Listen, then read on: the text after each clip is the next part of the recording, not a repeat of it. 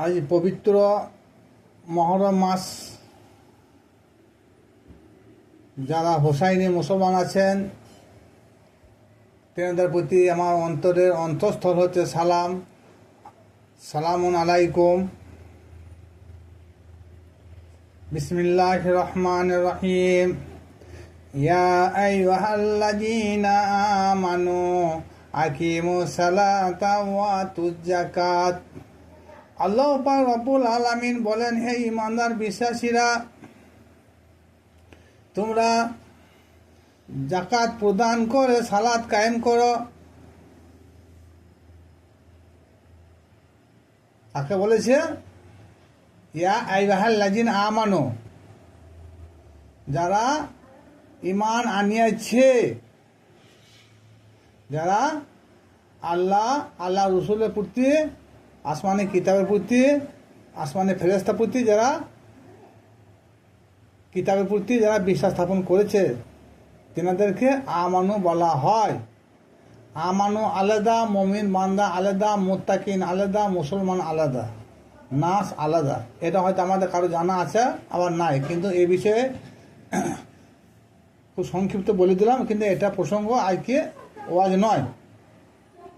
তাহলে আল্লাহ পাক রব্বুল আলামিন আমানু ব্যক্তিদেরকে বললেন যে তোমরা সালাত কায়েম করো যাকাত দিয়ে। আর ইসলামের 5টি রুকন, কোনো মুফাসসির বা সুফিবাদ তরিকার মত হচ্ছে 6টি। কলেমা, নামাজ, রোজা, হজ, যাকাত, এটা প্রচলিত হাদিস দ্বারা প্রমাণিত।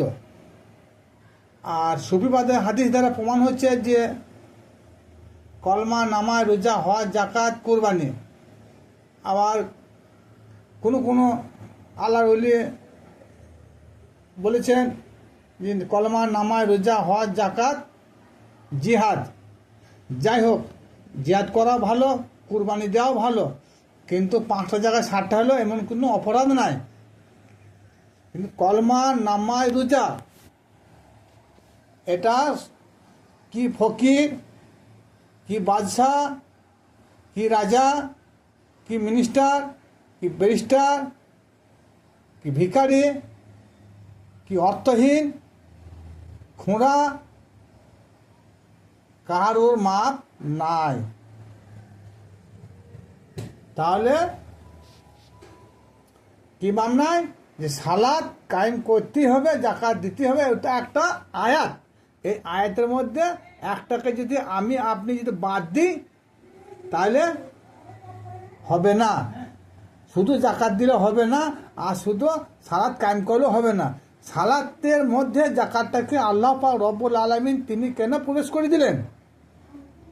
কিন্তু সমগ্র কোরআন শরীফের মধ্যে যে তোমরা ধান বা অর্থের যাকাত তোমাদেরকে দিতে হবে, এইরকম কথা মহান আল্লাহ পাক রব্বুল আলামিন সমগ্র কোরআন শরীফের মধ্যে কোনো এক স্থানে বর্ণনা করেন নাই, কিন্তু হাদিসে বর্ণনা আছে।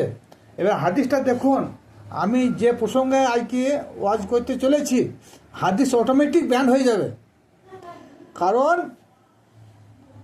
নামাজ, রোজা, কলমা এটা বাধ্যতামূলক, এটা ফরজে আইন। তাহলে আর আকিমুস সালাত ওয়া আতুজ যাকাত কারোর মাপ নাই। যে লোকটা সম্পদ নাই, অর্থ নাই, দিন মজুর, তাকে তো আকিমুস সালাত ওয়া আতুজ যাকাত পালন করতে হয়। তিনি কি করবেন? তিনি কিসের যাকাত দেবেন? যে নামাজ পড়বেন বা সালাত আদায় করবেন? এ বিষয়ে আমাদের গবেষণা নাই। তাহলে যিনি ভিখারি, যিনি ভিক করে খান, আজ ভিক করে নিয়ে এলো, আজকে যথেষ্ট, কালকে খাবে, এরকম তেনার আধার নেই, তাহলে কী হবে? সেই লোকটা যাকাত কোথা থেকে দিবে? তার না আছে অর্থ, না আছে সম্পদ, না আছে জমির ধান, না আছে কোনো রবি ফসল। যে লোকটা 365 দিন লোকের কাছে হাত পেতে খায়, যাচাঙ্গা করে খায়, সেই ব্যক্তি কি যাকাত দিবে? কিন্তু আল্লাহ পাক রব্বুল আলামিন তিনি কি বোকা? না তিনি ভুলে গিয়েছেন, না তিনি জানতেন না যে আমার উম্মতের মধ্যে কেউ ভিক করে খাবে,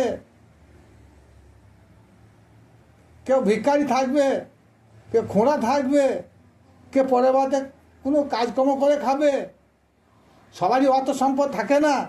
তাহলে আমি এই আয়াতটা যে আমি নাজেল করলাম, তিনি না বুঝে নাজেল করে দিয়েছেন, তিনি বুঝে সুঝে নাজেল করেছেন। কিন্তু আমাদের প্রচলিত যে জাকাতের কথা আমাদের ব্রেন মস্তিষ্কে মন মস্তিষ্কে ঢুকে আছে, ওই হুজুররা ঢুকিয়ে দিয়েছেন, আজ পর্যন্ত আমরা কেউ আমাদের মন মস্তিষ্ক থেকে বাইর করতে পারছি না। আমরা জেনে নিয়েছি বা ভেবে নিয়েছি যে ধানের জাকাত লাগবেই, সোনার জাকাত লাগবেই, টাকা পয়সা জাকাত লাগবেই, রবি ফসলের জাকাত লাগবেই। কিন্তু এরকম কথা আল্লাহ পাক রব্বুল আলামিন কোরআনে বলেন নাই। তাই যদি হলো, তাই যে লোকটা ভিক করে খায় সে কি জাকাত দিবে? যার অত সম্পদ কিছুই না, সে কিসের জাকাত দিবে?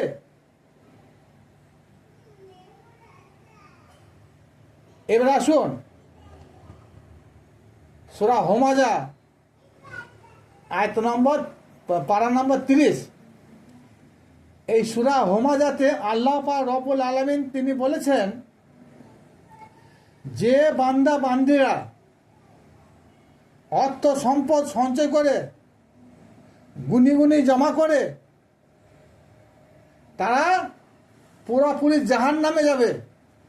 জাহান্নাম বলতে কি? কোন জাহান্নাম? হোতামা। আল্লাহ বলছে হোতামা কি জানো? বলছে নরকানল, অগ্নিকুণ্ড।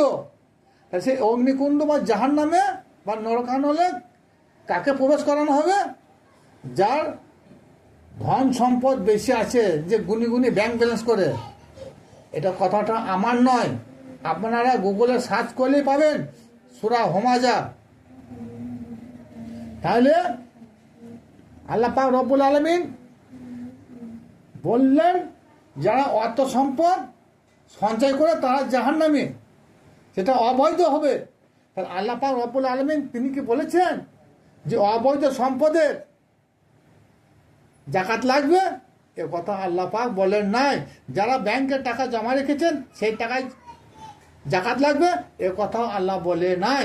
কারণ এটা তো আল্লাহ পাক রব্বুল আলামিন এটাতে হুকুম করেছেন যে এরা ওই ব্যক্তি জাহান্নামে যাবে।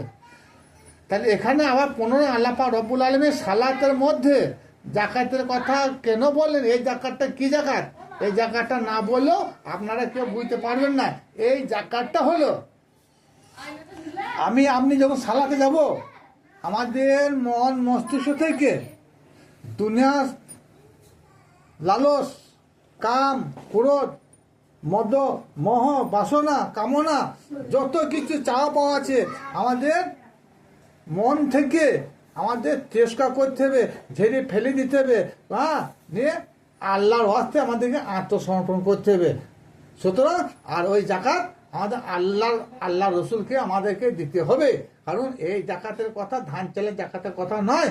এই জাকাতের মধ্যে ধরা পড়ছে দেহের মধ্যে 360টা মূর্তি রয়েছে, কামনা রয়েছে, বাসনা রয়েছে, লোভ রয়েছে, লালসা রয়েছে, রাগ রয়েছে, হিংসা রয়েছে, নিন্দা রয়েছে, পরচর্চা রয়েছে, গীবত রয়েছে, বিভিন্ন রকম মূর্তি আমাদের দেহের মধ্যে বিরাজ করছে। এই সব মূর্তিগুলো আমাদের মন মস্তিষ্ক থেকে ঝেড়িয়ে ফেলে দাও, বিদায় করে দাও, তবে আমাদের এই দেহটা পবিত্র হবে। জাকাতের আর এক নাম হচ্ছে পবিত্র।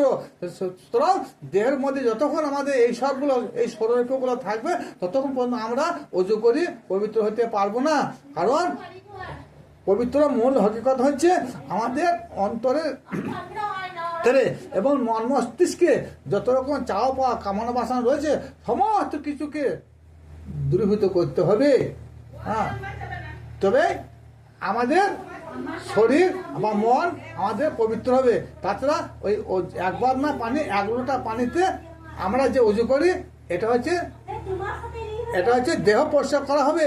কিন্তু মন পরিষ্কার করতে গেলে আমার দেহের মধ্যে যে ষড়রূপগুলো বিরাজ করছে সেই ষড়রূপগুলোকে আমাদেরকে বিদায় করে আমাদেরকে শরীর বা মন মস্তিষ্ক আমাদেরকে অন্তরকে পবিত্র করতে হবে। আর আল্লাহ পাক রব্বুল আলামিন এই জাকাতের কথাই বলেছেন। কারণ আবারও বলছি যে ভিক্ষুক লোক সে কি জাকাত দেবে বলুন? তারও মাপ নাই। আকিমুস সালাত অত জাকাত তাহারও এই আয়টা কাহারও মাপ নাই। মাপ আছে, হজের মাপ আছে, জাকাতের মাপ আছে, হ্যাঁ অন্য আয়াতে বলেছে, কিন্তু না, এখানে মালের কথা বলা হয় না। এখানে প্রত্যেক জনাকে এটাকে আকিমুস সালাত অত জাকাত পালন করতেই হবে।